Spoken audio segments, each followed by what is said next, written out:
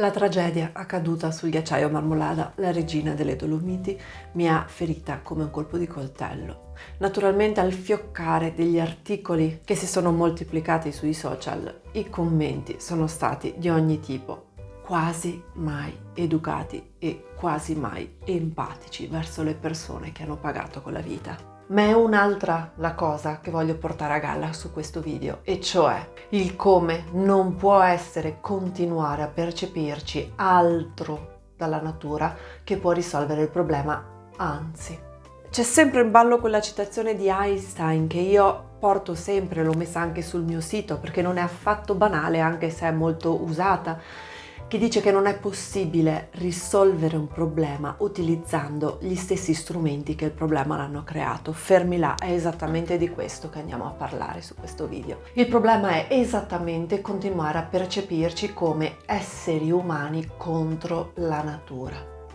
E se bene o male a chiunque quantomeno sposi la mia sensibilità viene spontaneo comprendere che l'essere umano contro la natura, immaginando quelli che continuano a sostenere lo sfruttamento di risorse e quant'altro, sono in una posizione di creazione di danno, quello che sfugge a chiunque è che se manteniamo il gioco tra le parti, natura, essere umano, anche capovolgendo il tifo in favore della natura contro l'essere umano, in realtà non cambiamo le cose, stiamo continuando a mantenere in piedi lo stesso identico sistema che il problema l'ha creato. E quindi come si fa? Innanzitutto mi presento, se non mi conosci sono Laura Ghianda. Con questo canale offro proprio riflessioni per coloro che non hanno affatto paura di pensare fuori dagli schemi. Ciò che mi muove è l'interesse di essere considerata una degna antenata da coloro che verranno dopo di me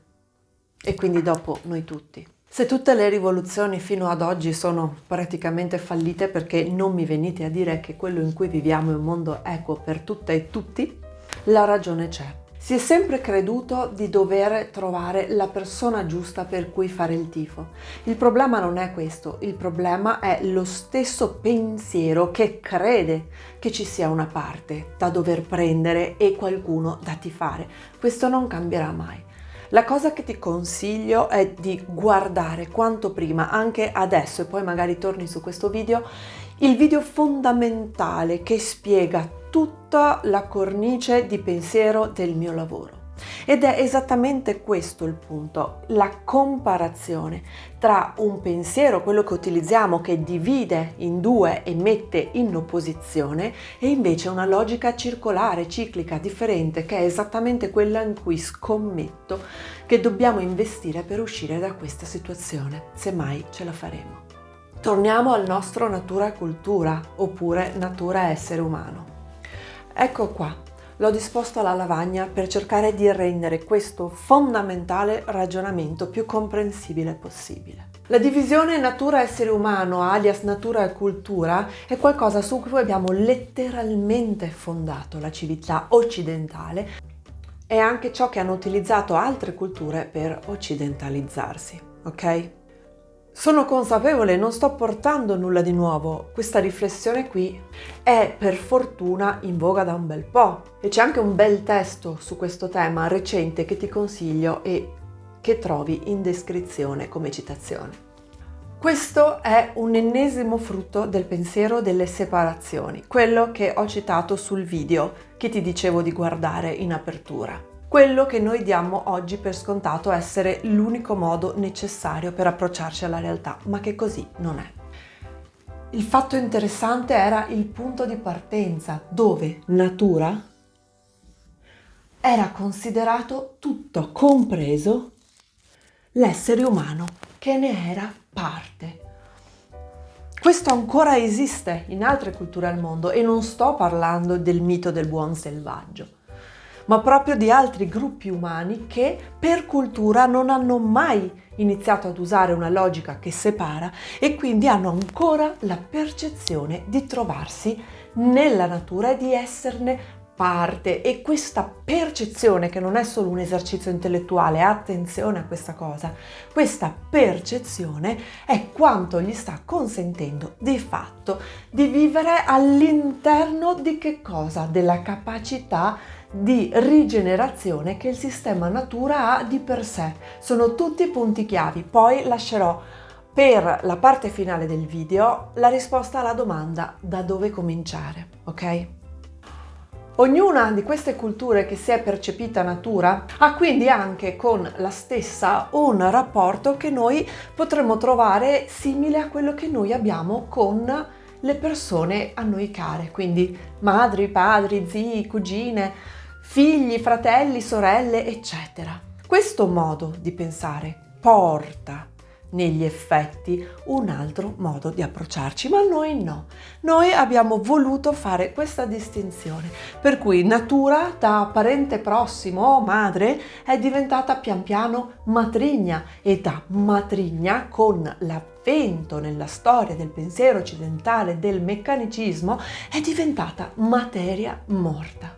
Nel momento in cui la natura è stata oggettificata come un insieme di materia morta, è cominciato quel tipo di pensiero per cui la natura è diventata a disposizione dell'essere umano, che la doveva conquistare, sfidare, sfruttare in tutti i modi a cui faceva comodo. Quindi abbiamo un rapporto di utilitarismo. Ciò che mi è utile è roba mia. Il presunto dominio dell'essere umano sulla natura c'è purtroppo anche nei testi sacri, e da questa forma qui si arriva a questa forma qui, dove l'essere umano sarebbe in cima alla piramide e tutto ciò che ha la natura sarebbe in suo dominio. Arriviamo al sodo.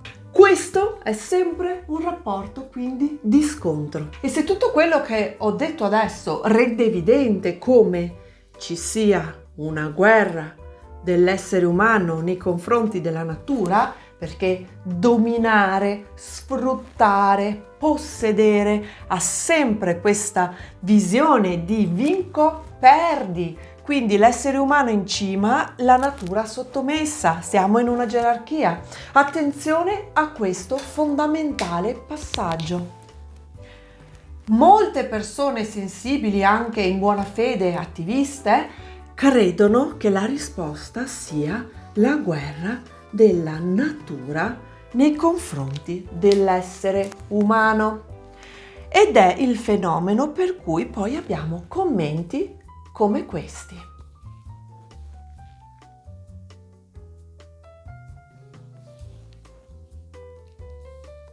Ora attenzione a questa cosa qua. Se io devo ricreare la forma di partenza, che è quello che nei fatti dimostra che è possibile un altro modo di relazionarci con quello che abbiamo intorno e finanche con noi stesse e noi stessi, perché ricordo, essendo che ne siamo parte, se la natura si squilibria, i danni li abbiamo anche noi. L'ultima cosa da fare è invertire la gerarchia e pensare di mantenere un scontro tra natura e essere umano. Perché? Perché in questo modello qua la percezione di me sarà sempre separata dalla natura. Natura qui, umano lì. Sempre in separazione. Se prima era l'umano che muoveva guerra alla natura, adesso è la natura che muove guerra all'essere umano, ma siamo sempre in questa percezione di distacco, non in questa forma di essere parte di. E allora cosa succede? Proviamo a prendere alcune delle frasi più comuni che girano quando si vorrebbe rispondere al problema della dominazione dell'essere umano sulla natura. Dobbiamo estinguerci per il bene della natura. In quale tipo di forma mi sto riconoscendo? Qual è la mia relazione con la natura se dico una cosa del genere? Siamo come un cancro per la natura. Sono qui o sono qui? La natura ci punisce, attenzione. Se la natura ci punisce, la natura è così o è una cosa separata da noi? Perché il punto è esattamente questo. Il guaio l'ha provocato questo sistema che separa e mette in guerra. Non possiamo risolvere il problema continuando a utilizzare un sistema che separa e mette in guerra. Perché? Se avrai visto il video che ti ho citato, capirai che mantenere questo sistema continua ad alimentare le due parti in guerra. Ed è così che troviamo un altro bel fenomeno delle persone che per ideologia finiranno a incarnare una posizione piuttosto che l'altra. Ed è come dire che nel momento in cui io creo e narro e rinforzo col mio linguaggio e col mio pensiero, perché la narrazione crea realtà, nel momento in cui io vado a rinforzare questo tipo di separazione netta, anche volendo, pensando di fare del bene alla natura, io creerò e alimenterò la fazione opposta. Perché? Perché questo sistema non è una questione di chi far vincere come posizioni. A questo sistema interessa mantenere attiva la dinamica di scontro. Ecco perché non ne usciamo. Ovviamente tutto ciò ha delle implicazioni enormi che non posso esaurire con questo video, ma che sono felice, se vuoi, di venire dal vivo a spiegarle in maniera più approfondita nella tua realtà. Ma adesso quindi è da dove cominciamo la gran questione. Logico che anche qui non può esserci una risoluzione immediata del problema. Perché? Perché richiede un cambiamento di mentalità enorme, verso la quale abbiamo un sacco di resistenze, perché questo tipo di logica non riguarda solo la separazione natura e cultura, ma un po' tutto ciò che ci circonda, come dico sempre su quel mio famoso video. Quindi la cosa più facile per cambiarla, questa mentalità, è iniziare a fare un'esperienza anche nel corpo e non solo nella mente. Percepirci natura con ogni cellula del nostro corpo. Alcuni esercizi di questo tipo li troverai anche nel mio libro. Non so in quale periodo dell'anno tu stia guardando questo video, uscirà ad agosto del 2022, quindi se fosse già uscito troverai un link in descrizione. Se non lo è ancora, manca molto poco. Però puoi trovare la lista di attesa, così sarai avvisata e avvisato ad ogni novità che le riguarda. Un'altra cosa importante è l'attività di osservazione, a cominciare dal lessico. Tutte le volte che c'è un dibattito sui temi rapporto tra essere umano e natura, osserva prima di commentare tu, osserva i commenti e chiediti quale tipo di relazione questo linguaggio sta descrivendo. Sta descrivendo una relazione in cui essere umano e natura sono due parti sconnesse o sta descrivendo questo tipo di relazione? Questo è fondamentale, iniziare a fare questo lavoro anche per un periodo di tempo significativamente lungo, che può essere anche di qualche mese se non qualche settimana. È quello che aiuta a entrare nell'idea di quanto ci siamo allontanate e allontanati da tutto ciò. Io penso che speranza di migliorare le cose ne abbiamo ancora, certo non se continuiamo in questo modo. Per cambiare non serve solo cambiare le idee e tenere il medesimo sistema di organizzazione delle stesse, dobbiamo cambiare radicalmente quel sistema. Io esisto per questo e spero di trovarti iscritta o iscritto qui sul mio canale, perché quelle persone che verranno dopo di noi sono già lì a guardarci. Come vuoi essere riconosciuta o riconosciuto? Come quello che ha fatto lo struzzo mettendo la testa sotto la sabbia ma il sedere bene in vista, o come un degno o una degna antenata o antenato? Fammi sapere la tua scelta nei commenti e ci vediamo al prossimo video.